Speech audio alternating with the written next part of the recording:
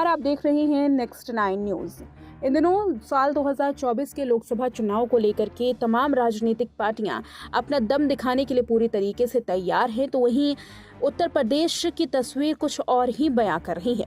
उत्तर प्रदेश में जिस तरीके से समाजवादी पार्टी के नेता अखिलेश यादव को झटका मिल रहा है, इस झटके को देखने के बाद सवाल ये उठता है कि क्या समाजवादी पार्टी उसी तरीके से मजबूती के साथ खड़ी रह पाएगी जैसा पहले रहती थी। समाजवादी पार्टी क्या बंटने नहीं लगी है।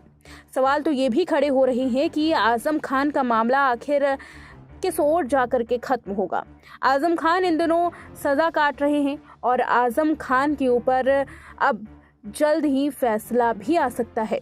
एमपी एमएलए कोर्ट में आजम खान को लेकर के जल्द सुनवाई होगी और ये सुनवाई ये तय करेगी कि क्या आजम खान इस सजा से पूरी तरीके से रिहा होंगे या फिर कुछ और वक्त आजम खान को जेल के सलाखों के पीछे बिताना होगा।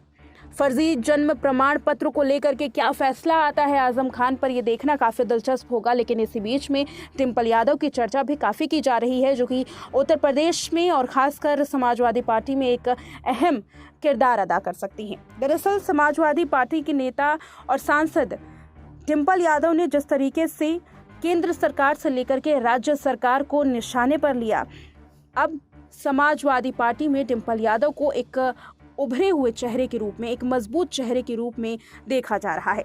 दरअसल चर्चा का विषय ये तब बनी जब राष्ट्रपति के अभिभाषण पर सदन में लाए गए धन्यवाद प्रस्ताव की चर्चा करने के दौरान डिंपल यादव ने अपना पक्ष रखा। डिंपल यादव ने लोकसभा में कहा कि ये कैसा अमृतकाल है कि यूपी में युवाओं की नौकरी नहीं मिल रही, नियुक्तियों में भेदभाव हो रही है और साथ ही महिला सुरक्षा के बड़े बड़े दावे तो कर दिए गए, लेकिन महिलाओं के साथ यौन उत्पीड़न के मामले बढ़ते जा रहे हैं। महिला सुरक्षित ही नहीं है। राज्य सरकार को निशाने पर लेते हुए डिंपल यादव ने तो ये भी कहा कि सरकार रोज दावे करती है कि यह निवेश आ रहा है, लेकिन आज तक यूपी में एक भी कारखाना नहीं लगा, तो फिर रोजगार के दावे आखिर कैसे संभव हैं। जो नियुक्तियां हो भी रही हैं उसमें भी सबसे अधिक भेदभाव किया जा रहा है। इसी अभिभाषण के दौरान डिंपल यादव ने उत्तर प्रदेश की स्वास्थ्य सुविधाओं को भी आड़े हाथों लिया। सवाल उठाते हुए कहा कि गोरखपुर और रायबरेली में एम्स में डॉक्टरों का बेहद अभाव है।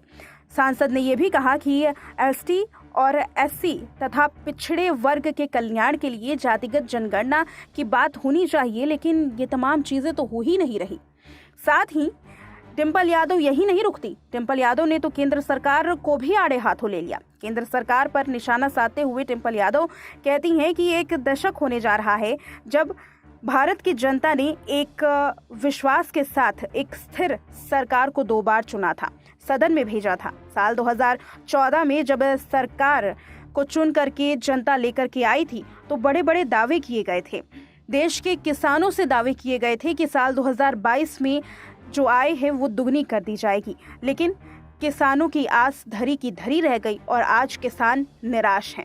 इसके साथ ही भ्रष्टाचार से लेकर के स्मार्ट सिटी से लेकर के काला धन से लेकर के आत्मनिर्भर भारत तक की चर्चा डिंपल यादव ने की और इस चर्चा के साथ ये दाव डिंपल यादव ने राज्य सरकार और केंद्र सरकार के खिलाफ चला और इसके साथ चर्चा हो रही है कि क्या डिंपल यादव अब समाजवादी पार्टी में सुधार ला सकेंगी। क्या डिंपल यादव अपने दम पर समाजवादी पार्टी को पटरी पर खड़ा कर सकेंगी। वो समाजवादी पार्टी जो उत्तर प्रदेश में और उत्तर प्रदेश की राजनीति में एक अहम हिस्सा मानी जाती थी, वही समाजवादी पार्टी जो इन दिनों अब कहीं एक कोने में आकर के खड़ी हो गई है। इस समाजवादी पार्टी को क्या डिंपल यादव के सहारे की जरूरत है? क्या डिंपल यादव के नेतृत्व की जरूरत है?